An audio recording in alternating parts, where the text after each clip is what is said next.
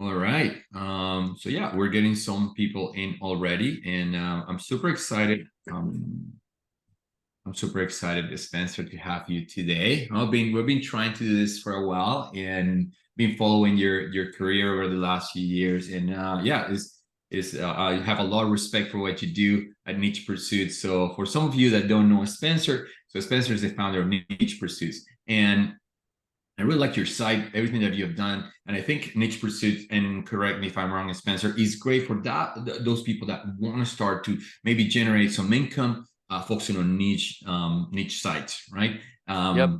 Spencer has been doing this for many, many years. He's a thought leader in the niche content creation industry. So yeah, we should definitely listen to what he has to say. And yeah, thanks for joining us, Spencer. Spencer also has a piece of software or a tool that is very, very interesting, which is called Link Whisper, and it helps with all of your internal linking. So again, a tool that we use on our end, and we have been also introducing to you guys in our audience as a tool that is going to be very helpful for you to your with your content marketing efforts. Internal linking is such an important part of the whole journey, so you should check it out. And Spencer, again, welcome. And so today we are going to talk about how to 5x your traffic with several steps. So Spencer, the floor is all yours again. Thanks for talking to our audience. Yeah, I'm super excited to be here, Carlos. And for those that don't know, Carlos and I do know each other. We met, in person at conferences and things. And so it's good to connect, here again. And Carlos, of course, to hear everything that you're doing with crowd content. I love seeing that. So super excited to be able to share with your audience kind of what I've been up to and what I've been doing. I do have a sort of a slide deck here that I'm going to go through. But please, as I go through that, if you're listening, if you have questions or comments, like I'm a super open book. And I know, Carlos, you're going to be monitoring sort of questions. And if you interrupt me, like that is totally cool Yeah. to do that. So let's see. Do I have control here to share? I do indeed. Awesome. So let me get my slide deck up here. Let me know if you can see that. Thumbs up. Very good. So yeah, today I am going to be talking about how I 5x my traffic with SEO in just 12 months. Okay. And I'm going to be talking about nichepursuits.com in particular. But to give you a little bit of background of myself first, before I go into kind of my SEO journey here. I am the founder of nichepursuits.com, started in 2011, long time ago. I also am the founder of linkwhisper.com, an internal linking WordPress plugin that Carlos mentioned. I have another plugin that's a little bit newer called Rank Logic. I'm not going to really talk about it today, but it is another WordPress plugin that I do own that started this year. I'm a partner in a company called motioninvest.com. It's a marketplace for people to buy and sell niche websites, content websites in particular. I've been a partner there for, maybe 4 years, something like that. And I am married with 4 children. They keep me busy and very, very happy with my family situation there. I have run the Boston Marathon 3 times and ran it just this year in April, in fact. So thank you. I see a clap coming in for that. So I want to take you back just a couple of years as to where my business was.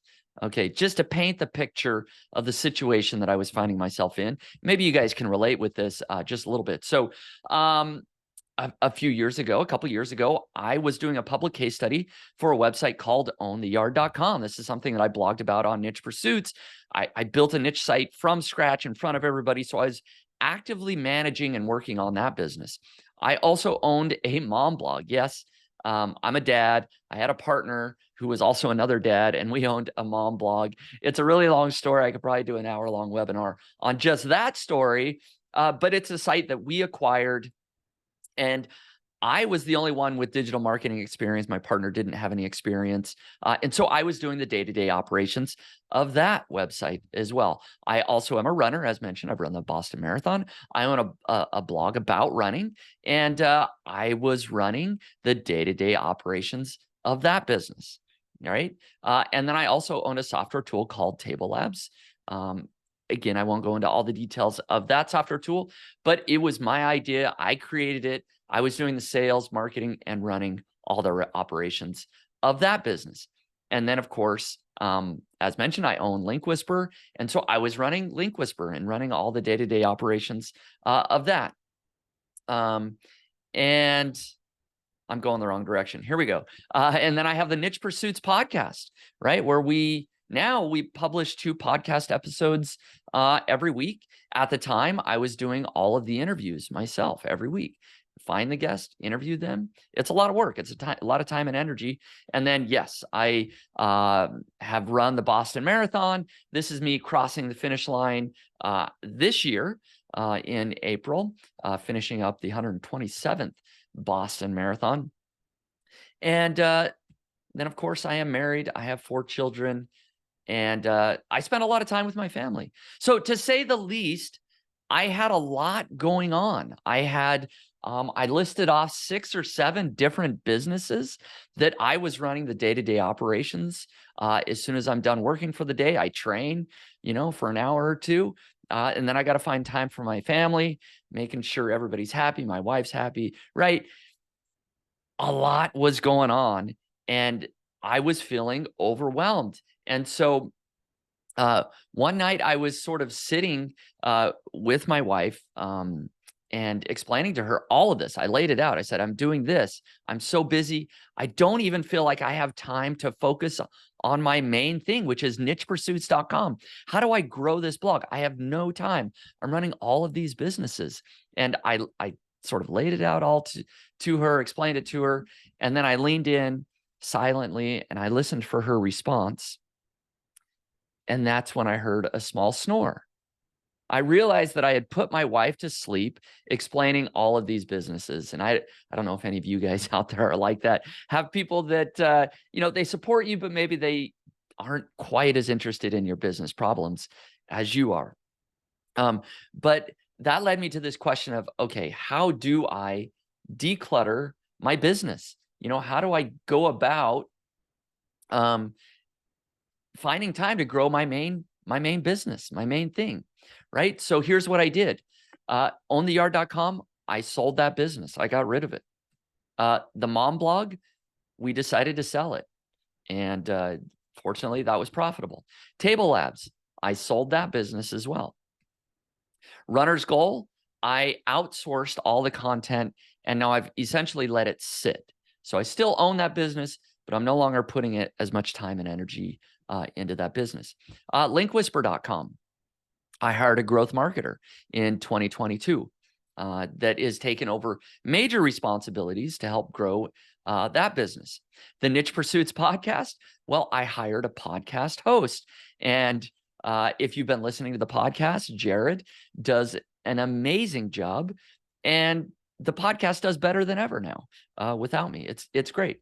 So this finally leaves me with nichepursuits.com.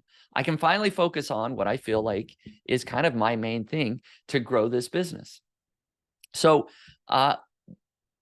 before I tell you exactly what I did, which I will, I'm going to give you all the steps for how I grew the traffic.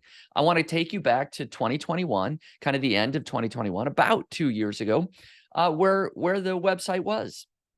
You can see that over time, this Google Analytics shows the history since 2012. The traffic has sort of fluctuated between around 100,000 to maybe 200,000 visitors per month. It's sort of had this up and down, ebb and flow over the last 10 years. And that's nice and all, but I always wanted it to do a little bit better. I wanted a graph that looked like this. When I go to Ahrefs and I look at other people's charts, I see people that have these hockey sticks growth, like you see, like this example that you see on your screen here. People that are going from like what feels like not very much traffic to just exploding, right, with traffic, this huge growth curve. That's what I wanted. Well, I'm happy to report that chart that I was just showing on the screen is my chart for nichepursuits.com.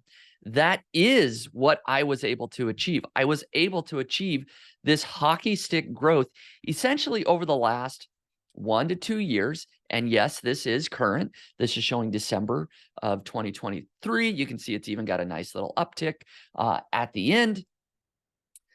I was able to achieve this. So are you curious how I was able to 5x my traffic from Google in 12 months? Well, let's jump into it. I'm going to give you the 7 steps for how I achieved that hockey stick growth that you just saw, right? So in order to achieve traffic growth in 12 months, here's what I did. Okay. First, again, let's take a look at this.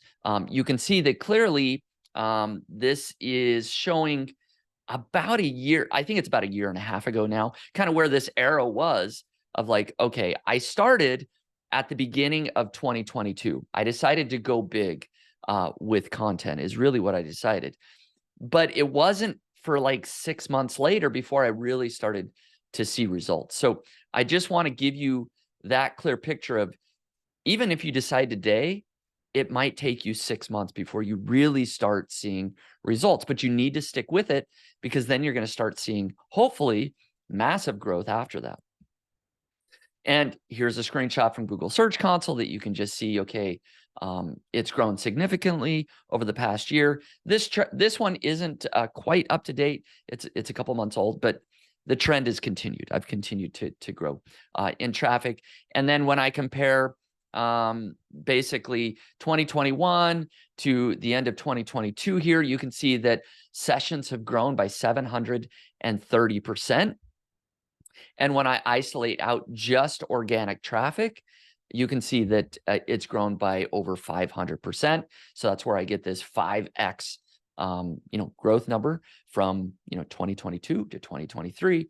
Organic traffic has gone up by over 500%, as shown by this screenshot here. So just wanted to sort of provide the evidence, if you will. So back in, finally, to look at, GA4, right, that we are all now using, in 2022, basically October 2022, I had 279,000 sessions. And then October of 2023, this year, 820,000 sessions. There's a little spike there at the end that was from Google Discover traffic. But October actually ended up at 1 million, just over 1 million page views, my biggest month ever. So step 1 to achieving results like this is you got to clean up your old content. If you have an old website, kind of like mine, that's been around for 10 years, you need to clean up old content.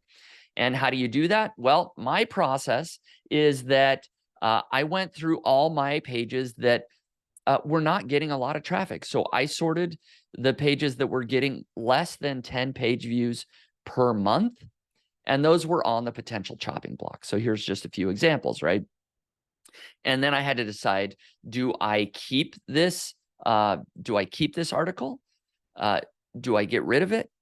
Or do I update it? Right? And basically that decision was made by, if the content was really well written and I felt like it was an important piece to have to fill out a topical cluster, I would keep the content but update it.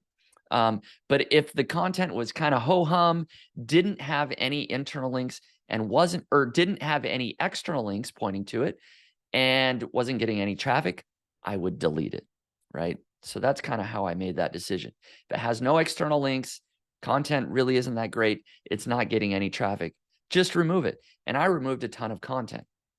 There's another way to clean up your site is to look at broken links. Are you sending traffic to links that are just broken? And this is just a screenshot from Link Whisper. It has a broken link checker that makes it easy. You can come in here and just click an X to delete it, right? Or just view all the status of all the links on your site, whether that's internal, external, and you can make the decision, okay, just clean up all these links. And I went through and I did that process. Okay. Step 2 is that you need to restructure your site. And the way that I did that is by looking at the categories and then the internal links on the site. So I drastically reduced the number of categories that I had on my site. Originally, there was something like 20 to 25, and I reduced that down to about 10. So I moved a lot of articles from one category to another to make it flow just a little bit better. And then I used Link Whisper to look at the overall health and reports of internal links. And I dove into some of these internal links reports so I could see, do I have any articles that either don't have any internal links that are maybe orphan posts, or do I have pages that have a ton of internal links that don't need any? And so I would quickly use Link Whisper to find those, and then I could expand that and decide to either add new internal links, or I could check the box, like I'm showing on this screen. I could check the box and click delete and quickly remove internal links. And this is important because if you have a ton of internal link juice pointing to an article that isn't that important for your business, you should redirect that. You should move it. You should delete it and add internal links to other articles that are more important. So I went through all of my articles and went through this process. And then I also created this spreadsheet that I broke all of my topical clusters out to kind of see what articles am I missing on my site. So in this example, right, if I'm looking at Amazon FBA as a category, and I might have a topical cluster of drop shipping, right? And all of these keywords, new keywords needed under here to kind of flesh out drop shipping as a cluster. I might be adding these keywords like what is drop shipping, how to start a drop shipping business, AliExpress drop shipping, to really fill the gaps, right, of what's missing on your site. And so content really is the key to all of this. Quick question, Spencer. There's a great question from Tina in the audience. So she said CNET famously did this earlier this year, and Google reacted with a warning against content pruning. What are your thoughts on this? So she links also to a article from a Search Engine Journal talking about this topic, where Dan Sullivan saying, well, we never said that you have to delete all content. If it is helpful, you should keep it, and Google is not necessarily rewarding you for deleting all content. But of course, this is more nuanced than that. So what are you on this topic? Yeah, I have read that article as well, so I'm familiar with that. And she's right that you don't have to delete content, but in my experience, that if you have a lot of content that isn't getting traffic, or well, let me give two situations. One is super easy, content that is not helpful, right, to readers anymore. And I had a lot of that content on my website. I had old like income updates from 2012 or 2013. July 2013, how much money did Spencer make? Nobody cares today. So if nobody cares today, just delete it. So I had a lot, probably 100 plus posts like that I just deleted, that were not helpful anymore. So that's one, that's easy. Two is part of it is understanding the internal linking structure and external linking structure of your site. So if you have articles that aren't getting traffic, don't have any links, and don't have any internal links, I would still, even though Google says you don't have to, I would still strongly consider deleting that content, because it becomes this responsibility that you have to think about in the future, right? You've got all this content. Let's say you've got 500 articles that aren't getting much traffic.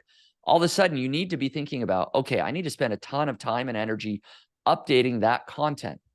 Maybe it would be a better use of your time and resources to just delete that content and produce something new, maybe on a different keyword or slightly different angle that's better, right? And so in order to get rid of all that sort of outdated content, like, just start fresh in a lot of cases.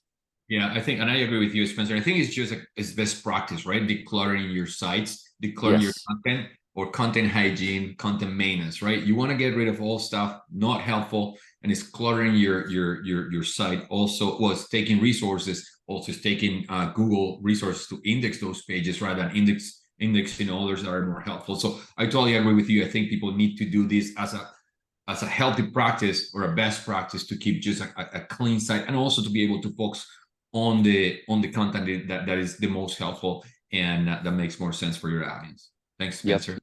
Yep. Yeah, absolutely.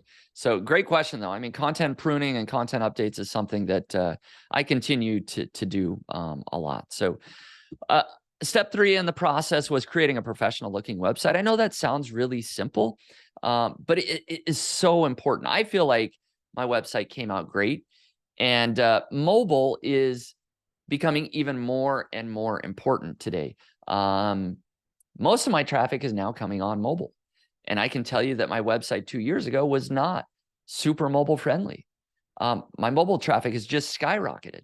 Part of that's because of usage. More and more people are on mobile devices. But a big part of that is because I redesigned my website. It's faster. It's easier to browse. It's more professional looking. In fact, Google has made it very clear when they have their Google raters go through they have guidelines that Google raters go through, and they analyze different websites and provide feedback. All of that, 100% of the time that they rate websites, it's on a mobile device. They don't do any desktop rating.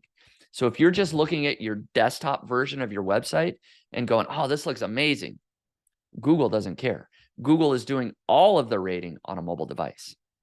So make your website look professional, and in particular on mobile. I feel like this helped out my traffic immensely. And believe it or not, having a fast, professional looking website is a big SEO strategy. Spencer, do you find that when you improve the design, not only the traffic, but actually the engagement and the conversion improved? Because it's not only about the traffic, but also, okay, if you have not a great or friendly site and a great user experience, people are just going to bounce. Exactly. Yeah, I definitely feel like having a professional looking website has increased the metrics, right? People stick around longer, and it just builds that trust. And that is so critical. And again, talking about Google Rater guidelines, one of the guidelines is, would you feel comfortable inputting your credit card information on this website? Even though I don't ask for any credit card information on nichepursuits.com, you want to make your site look and feel professional enough that people trust it. Like, oh man, this is a real business. I would be totally comfortable buying something. And all of that shows up in user metrics, time on page, they scroll longer, they read more articles, that sort of thing. Yeah, I think so. This kind of lines up with the T in the EAT, right? It's about trust, and is this a site that you feel that you trust? And I don't think personally this is just having a great design is going to boost your traffic dramatically, but not having a good website can hurt you dramatically. So it's almost table stakes. If you have a website that looks like it was made in the 80s, you probably are hurting yourself and hurting your chances of getting more traffic, and also better user engagement and better conversions. That's from my point of view. Yeah, and I 100% agree. We're almost at a point where you just need to cross this bar, right, of certain professional looking nature. So anyways, that definitely was one step that I followed, and I did. Step 4 here, standardized publishing processes. Now, this was big for me because, as I'll show here in a second, I decided to publish a ton of new content. And so I created in-depth spreadsheets and processes. This is just a screenshot. I know you're not going to read all of this. The point is just that I created this for my writers, my editors, so they could understand the process. Now, if you do want to get my entire process, there's no opt-in required here. It's just free. You can go download this. Go to nichepursuits.com/content SOP, as it shows there at the bottom right-hand corner. Go to that URL. Again, no opt-in. Just grab this spreadsheet and my Trello board that I'll show you here in a second. But basically, I have my authors come in to this spreadsheet. They write their names next down to the keyword that they want to write about. And then they go over to the Trello board and they create an article outline. And then we review that outline. And then after some feedback, they then go and write and format the content. And then they pass that on to the editor. The editor comes in and tweaks whatever needs to be tweaked. And then we pass that on to somebody to create a blog featured image. And then once that's done, it goes to final review. either myself or my content manager reviews that article. We hit publish. And then the final step, as you can see, the last column there, is to add internal links and promote that article. So we don't publish any articles without building a new internal link to that newly published article, because we don't want any orphan posts, right? And so we standardized all these processes. Again, you can get those at that URL mentioned on the screen there. And so as we write these articles, it's also one of the steps that authors need to be adding internal links in that article that they're writing. So we don't write any articles without linking to other articles on the site. And this is just a screenshot of Link Whisper. As you write your article, it reads the sentences that you've just written, and it suggests internal links with the anchor text automatically selected to other articles that are related. So you can just check the box, click add, and it adds it into that draft article that you're currently writing. Makes it super easy. And there's a couple of different ways. And then, of course, after you've written the article, right, it will suggest internal links. So you hit publish on that article, and then it will suggest internal links to that article that you've just written. You check the box, right, and you hit add links, and it does it for you. So Link Whisper just makes it really fast, easy to build those internal links. Okay, step 5 that I've been alluding to. Just, I'm sorry, before we jump into the publishing part, Cesar is asking, what should the anchor text be? Very good question. Yeah, the anchor text. So internal links, and as you look at these different screenshots, you want to have keyword-rich anchor text, right? So so I'm trying to rank in Google. This article title in red is how to make extra money online without ever leaving your house. I'm trying to rank in Google for, how to make extra money online. So this phrase of making money online is very relevant. We'd call that a phrase match, right? So it has some of the keywords in there, but it's not exact match. So I would do exact match anchor text or phrase match anchor text most of the time. And then you can do sort of no match anchor text some of the time. I don't know if I have any examples per se. Maybe this last one, great home business ideas, right, is a good example. Or it could be click here, or it could be read more, right? Those type of anchor text. But because it's an internal link, you can get a little more aggressive with exact match and phrase match anchor text. So hopefully that answers that question. Thanks, Spencer. Hopefully, Cesar, that answered your question. Yep. Okay, so publish tons of content. That's a big one. I decided I wanted to go big, and I created a whole YouTube video about this. You guys can go watch it if you want, but I tried publishing 1,000 blog posts in just 12 months, right? And so that was my goal at the beginning of 2022. Okay, so it's been a little while, but I'll catch you up to date. Don't worry.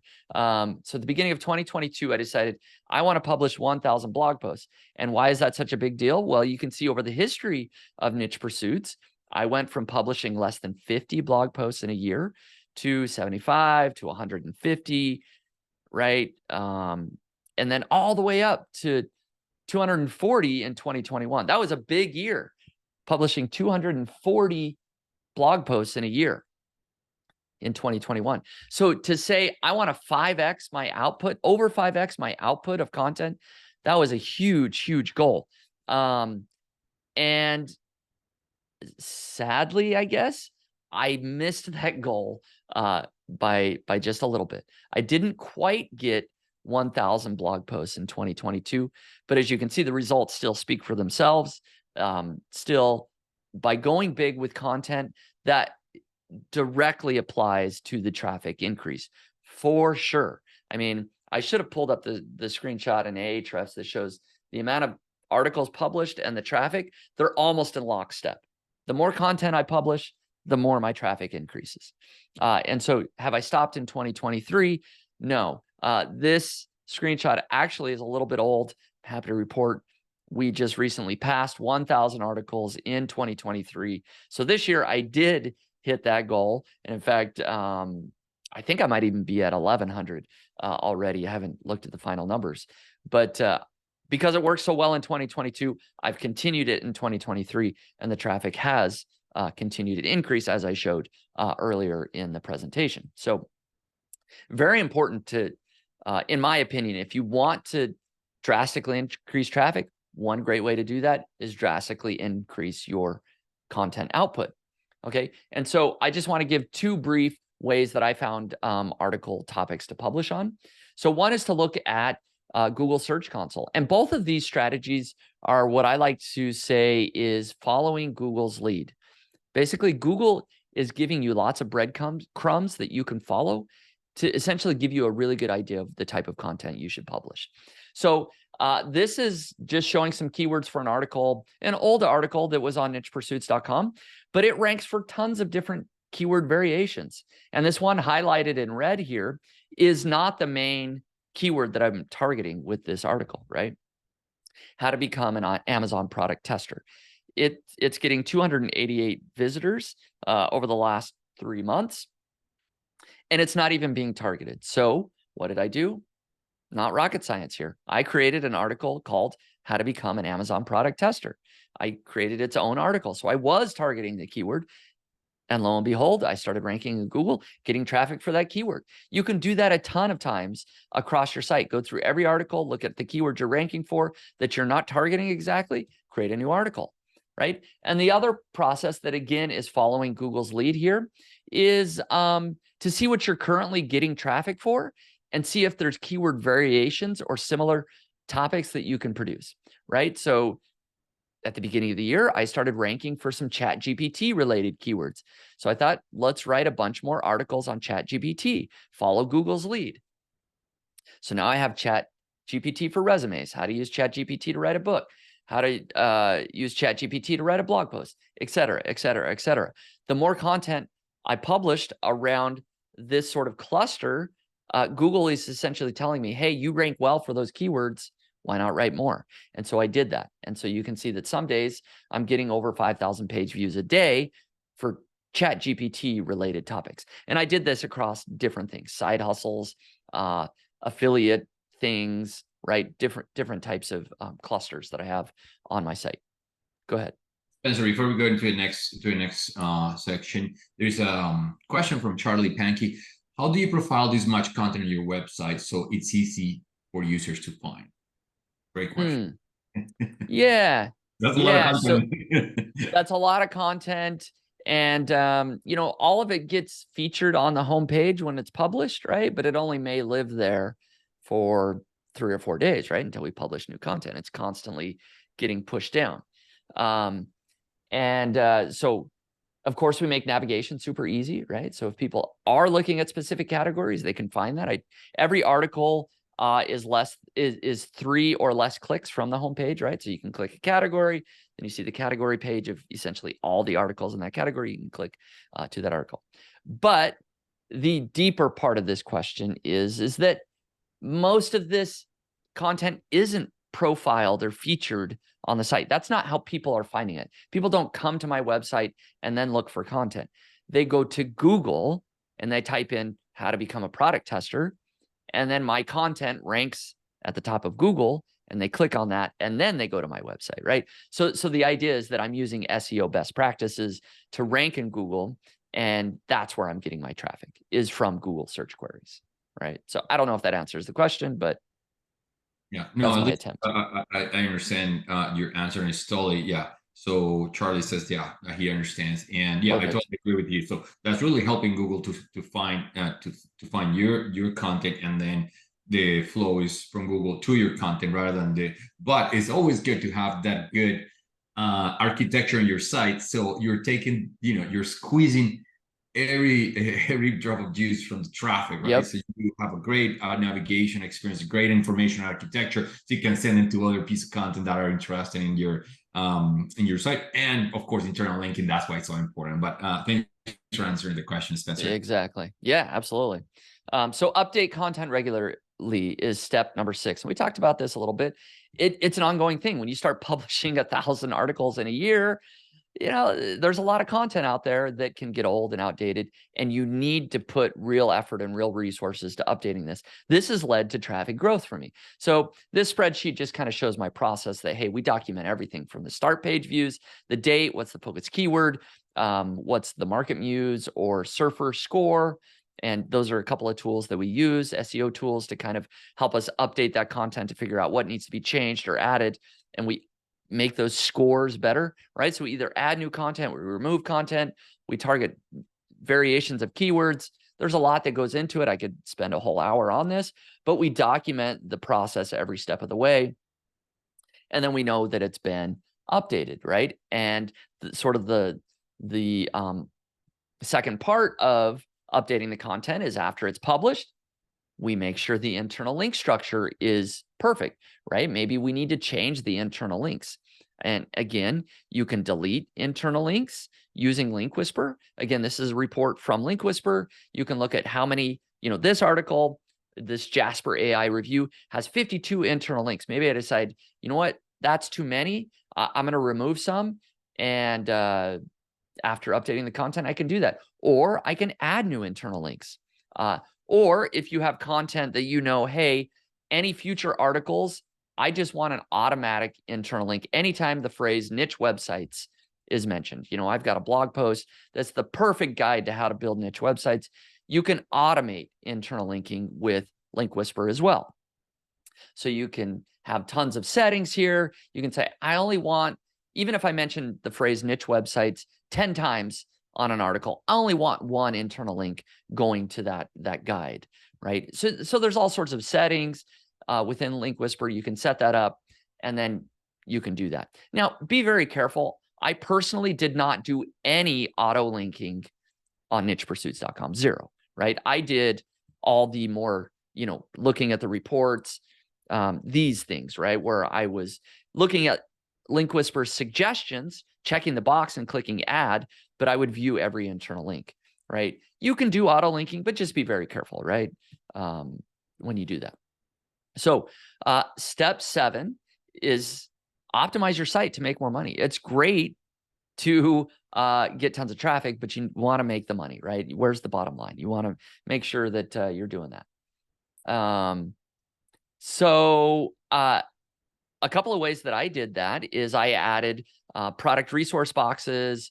I added call to action boxes in my sidebar, right? Make it beautiful, super easy for people to click affiliate links so that these articles could make more money. I had a lot of buttons, a lot of links, different things, but my newsletter, my email list is a big part of my business. And so I added new landing pages, new buttons, new opt-in forms to make sure more and more people were joining my email list, right? And then something that I did at the beginning of this year, before 2023, I did not have any ads, no display ads on nichepursuits.com. But the traffic was increasing so much, it's like, okay, it's getting up to like 500,000 visitors a month. Maybe I should try to throw some ads up there to see what happens. I did that in January. Here's a screenshot from Mediavine this one shows September. In September, I made $21,000 just from Mediavine ads, right? I can say that in October, I made much more than that. November and December will be much more than September as well, right?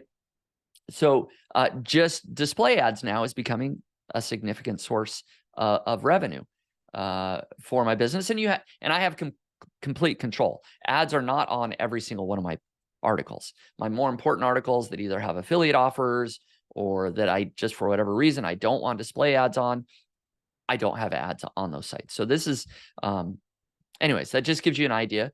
But at the end of the day, I run a business, Link Whisper.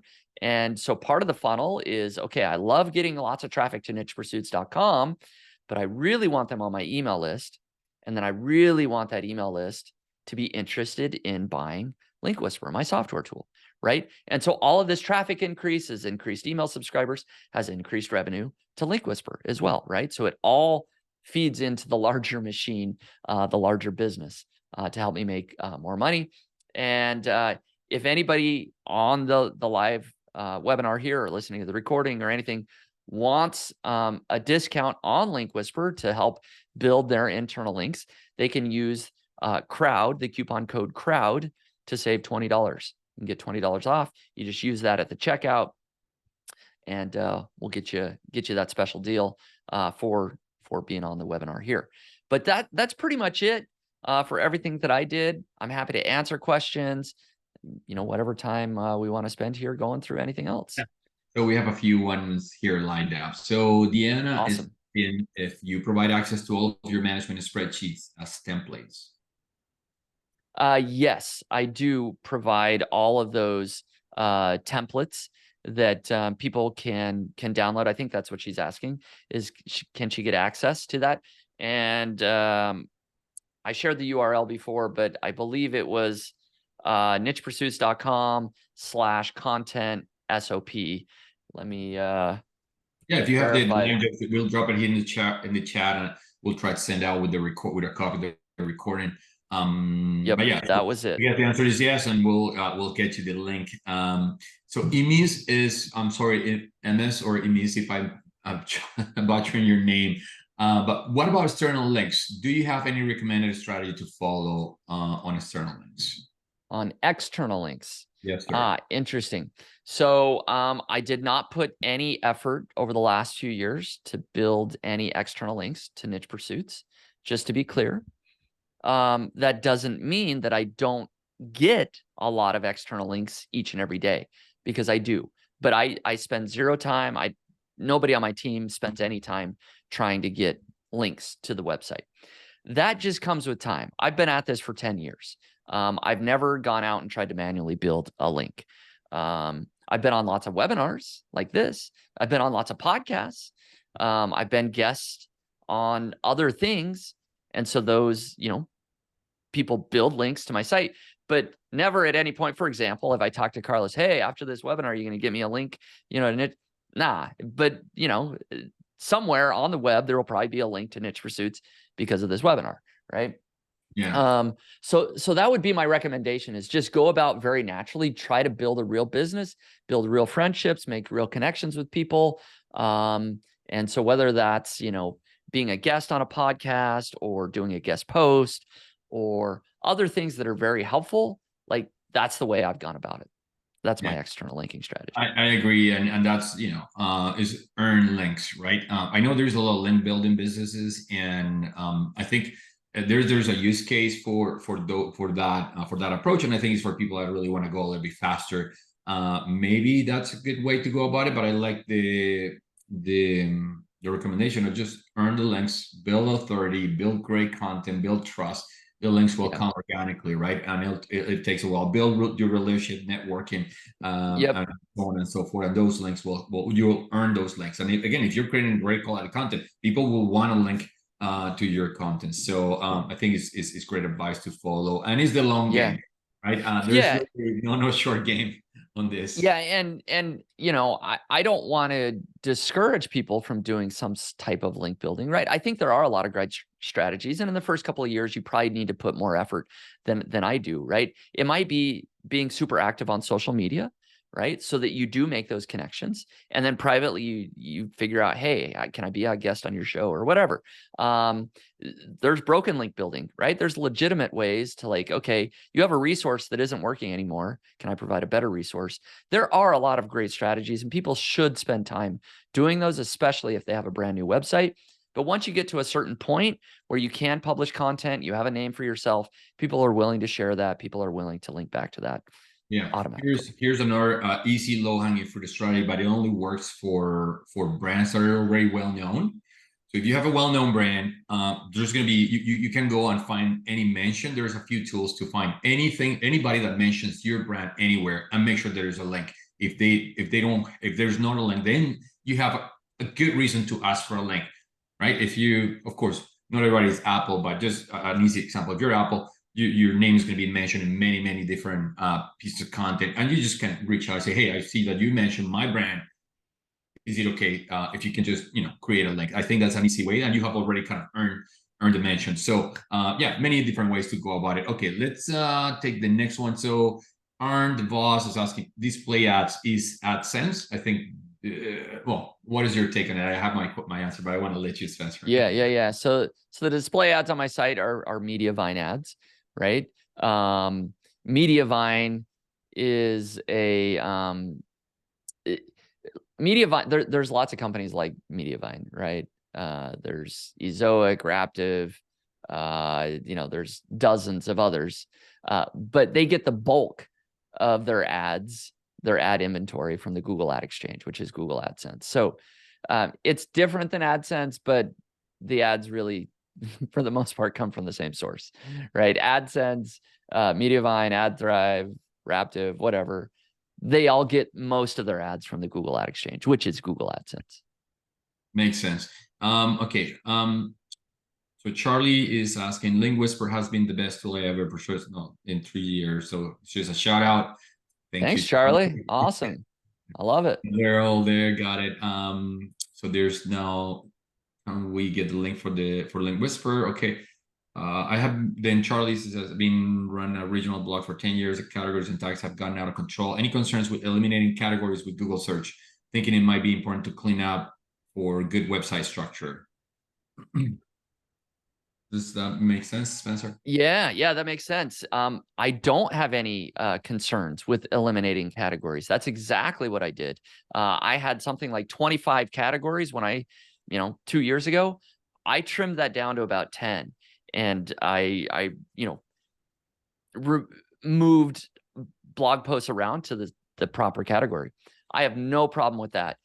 It makes it easier for Google. It should improve how Google crawls your site, because they don't have to crawl 20 different category pages now. Instead, it's just 10, and it's a lot more tight around that. So yeah, so I have a few questions as well here lined up. So the helpful content update, what are your thoughts on it? How did apparently your site still did pretty well, but you're in this business, probably you've seen many other sites not do as well. So, what is your take on the most recent update? And also, when HCU was introduced, like how has that changed the game? Yeah, it's been a dramatic update for a lot of people. I just want to be very clear that a lot of people have seen traffic go down by 50% or more from the helpful content update. Fortunately, nichepursuits.com actually had traffic increase, right? And has done very well since September, which is when the update came out. I will simply say that there's rumblings that Google may be either rolling back or tweaking some things to lighten the hit of the helpful content update. I don't have a crystal ball, and I don't know if that will really happen. But there's been some things said that it seems to be more and more clear to Google that maybe they were a little drastic in what they did. So we'll see if that changes anything. But I do have a site that was hit by the helpful content update, one of my smaller sites. And so I can kind of compare the difference between what do I have on Niche Pursuits and what do I have on this blog that maybe was a reason that Niche Pursuits did so well. One is kind of like time on page, right? Some of the user metrics, right, are a little bit better on nichepursuits.com. So anything you can do to improve that user experience, I think, is helpful. Another thing is the amount of articles that are targeting specific keywords. Now, if I look at my blog that was hit, 100% of the content was targeting keywords, right? I'm trying to rank for best running shoes or whatever it is. On Niche Pursuits, that is not the case. I have a ton of articles that aren't targeting any keywords. I'm not trying to get traffic from Google. It's like podcast interviews, right? I'm not targeting any keywords, but I put out 2 every week.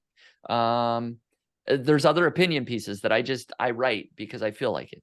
I don't expect any traffic from Google, right? And so it's very interesting to see that difference, because from like, okay, are you trying to game Google with your website? Every single article you have is keyword focused, or are you really trying to build an audience and writing things for your audience that, hey, you could email your list and they're going to love that. They're going to eat it up, right? I'm doing that on Niche Pursuits.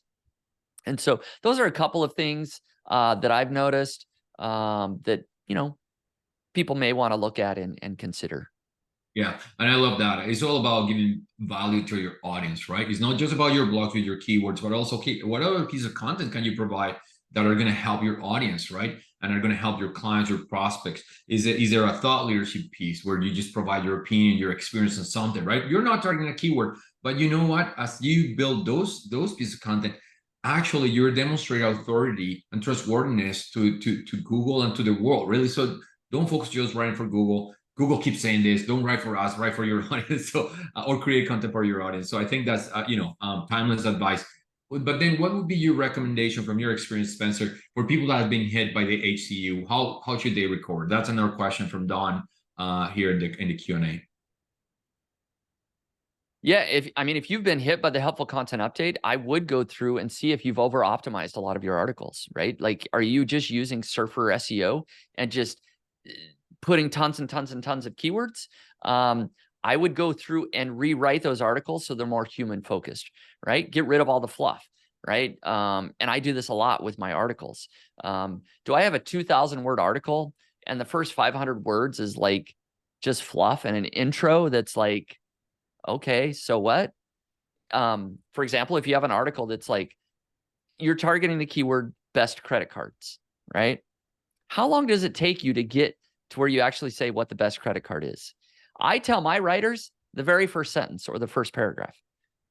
The first thing you open that article, it's titled best credit cards. The best credit card is Wells Fargo, blah, blah, blah credit card. Like, why have a bunch of fluff? So I would read through all your content. Is there a lot of unnecessary paragraphs? Eliminate that, make it more for humans, stuff less keywords in there, make it more human focused. That would be my thing to go through and do a big content audit. Yeah, love it. And how are you using AI for your content production? How are you balancing with humans, and tell us a little bit about that? Yeah. So up until this year, I mean, it's all been human written, 100%. This year, we've started testing out some AI strategies.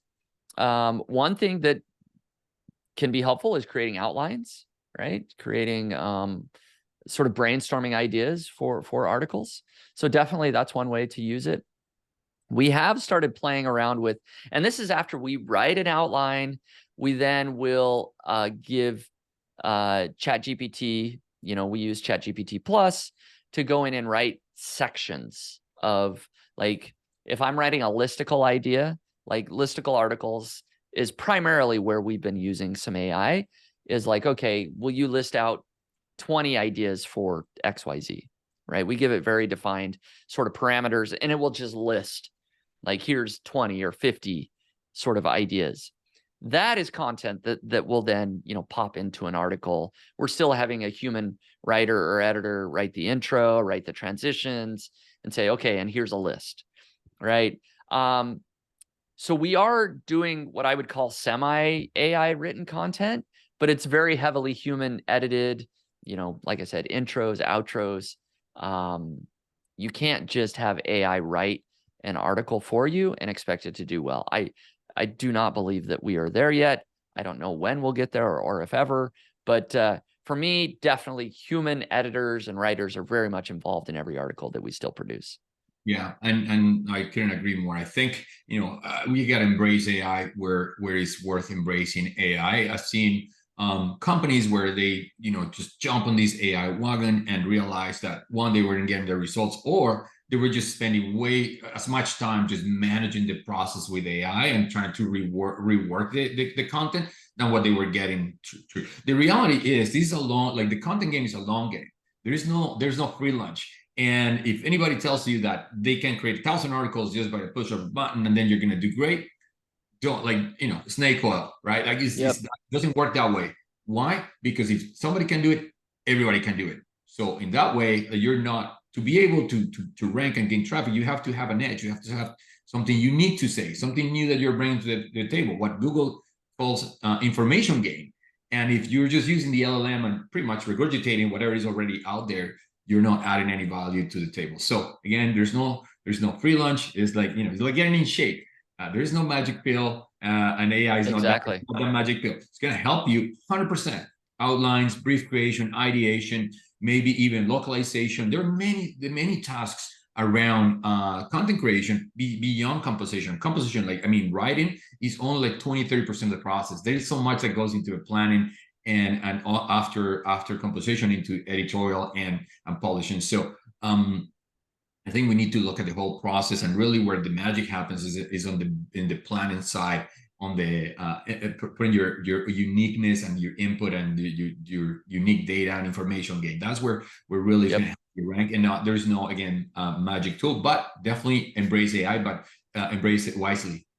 Yes. Yeah, I think that's very well said. I agree that you can't just turn over your business to some AI and expect to do well in Google. It's just not going to happen. Yeah. So Aaron is asking that Google will integrate AI into search, the same like Bing did. Of course, SGE, now Gemini, all these things. So there's going to be AI powered search. So are you going to change your strategy? How are you going to prepare for that? How are you thinking about that? Mm-hmm. Yeah, SGE has been out for, several months now. And so they have been integrating that with search. I think if you're writing content on easy to answer questions, right? Like how many quarts are, in a cup, or how many cups are in a quart? How many ounces in a gallon, right? If you're writing about subjects that an AI can just spit out an answer, like, yeah, that game's kind of been over for a long time now. But if you are truly writing reviews or truly writing things that humans want to get real life experience from another human, right? Like that's not going to change.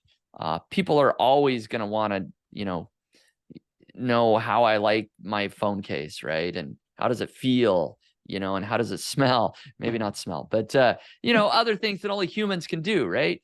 They're going to want to do that. So, but is it changing my strategy? Absolutely. I mean, I will continue to adapt as I see fit. Maybe there's a slight tweak of subjects that I'll write about, as mentioned. Alternative traffic source, I think that's just smart business, right? I've always been building social media traffic, podcast, YouTube channel. I'm going a little bit heavier on YouTube this year, just because I haven't gone as heavy previously. But I think that's just smart business, right? Is to kind of be everywhere. If all you're relying on is SEO traffic, like that's not good business. Yeah. Definitely, start a podcast, start a YouTube channel, start being active on social media, or find, Pinterest, find some other avenue, right? And then every 6 months, maybe add a new one, or every year add a new one, right? Definitely be thinking about that. That's just You smart gotta business. look at your content portfolio as a portfolio, right? And diversify your channels of Yeah. traffic, right? Social media, SEO, of course, newsletter, etc. So I think that's great advice. And I think the last question that we can take. So can you recommend some writers that can help with articles? People are charging a lot of money for writing. So let me start answering on my end. Of course, that's what we do. Crowd content. We help people create exceptional content at a scale. So you can find writers on our marketplace and also our managed services and many different verticals. Are people charging a lot of money to write articles? Great content costs money. So I just gotta say that. And the more complex it is, the harder it is. And actually, I think with AI, things have gone like as a spread out. Like the best writers are now even more expensive than before. Not so great writers are cheaper than before because either you use AI or they have to compete with AI. So, but then in the middle, there's not a lot. So it's kind of spread out. But I would love to hear, Spencer, what's your advice on getting great creators to help you with the content? Yeah, that's sort of the key here, right? Is you got to either write the content yourself and put in a lot of time and energy. And I would recommend, I mean, that's the right answer for a lot of people, right? If you have that ability to write and research and produce great content, do that, right? But if you don't have the time or ability, right? Some people just don't write great content. Use somebody like crowd content. That's what Carlos does. Is they vet writers. They hire people that are good at this stuff, right? That they understand best practices. there are a lot of other places outside of crowd content, but I'm essentially doing the same thing, right? Like instead of, hiring one particular agency, you can go to Upwork and find your individual writers, right? That takes a lot more time and energy because you need to vet writers and make sure which ones are good. And how do you verify if they're actually using AI content? But, I have found a couple of writers there and other places, either through social media or recommendations. You might be surprised. You might be able to just ask, hey, are there any great writers out there that, are willing to help me out? So that would be one other way that I would recommend is, other recommendations. But if you're not sure where to go, like go to crowd content and they can help you out. Yeah, thanks, Spencer. And I think that takes us to the end. Amazing webinar today, Spencer. I think lots of takeaways. Even I learned a couple things from this, even though I already saw a similar presentation in a smaller setting with you. So thank you very much for being very generous, not only with your time, but also with this generous discount. I think there's a couple people already said that they got the plugin. So awesome, Spencer. Best of luck with all of your ventures and with niche pursuits. And well, thank you everybody for coming into our webinar. We'll continue to have amazing guests next year, but I think this is our last webinar of the year for now. So I want to wish everybody a very Merry Christmas and a Happy New Year. And thank you, everybody. Bye. Thank you, everyone. Thank you, Carlos.